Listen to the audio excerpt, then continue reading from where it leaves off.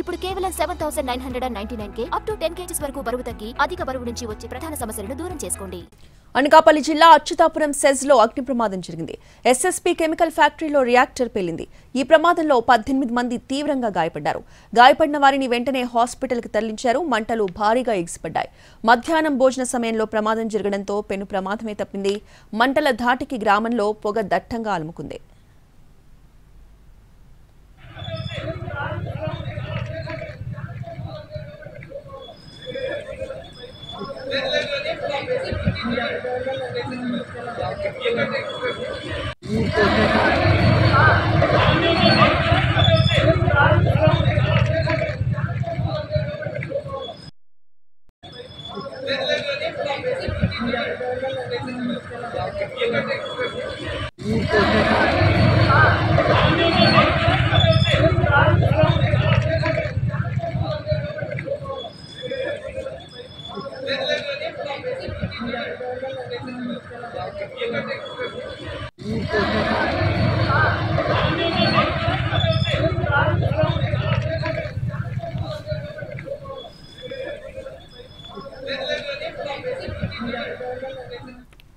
అనకాపల్లి జిల్లా అచ్యుతాపురం సెజ్ లో అగ్ని ప్రమాదం జరిగింది. ఎస్ఎస్పీ కెమికల్ ఫ్యాక్టరీలో రియాక్టర్ పేలింది.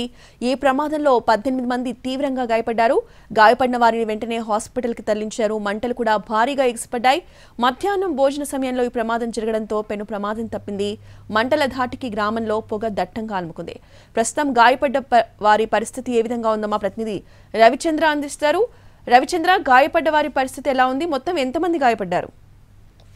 రోజా, ఎస్ఎస్సీ కెమికల్ ఫ్యాక్టరీలో జరిగిన అగ్ని ప్రమాదంలో ఇప్పటి వరకు 18 మంది వరకు గాయపడినట్టుగా సమాచారం వస్తుంది. అయితే అక్కడ గందరగోళమైన పరిస్థితి ఉంది. దట్టమైన పొగలు ఫ్యాక్టరీ చుట్టుపక్కల మొత్తం అలుముకుని ఉన్నాయి.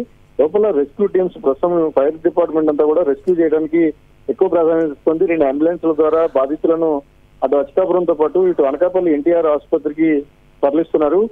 బాధితుల సంఖ్య పెరుగుతుందనే సమాచారం అయితే ఉంది. అయితే వీటిలో ఎంతవరకు డ్యామేజ్ అయింది, వారికి ఎంతవరకు గాయాలైంది అనేది మాత్రం స్పష్టత రావాల్సిన అవసరం ఉంది. సంఘటనా స్థలం అంతా కూడా గందరగోళమైన పరిస్థితి కనిపిస్తోంది.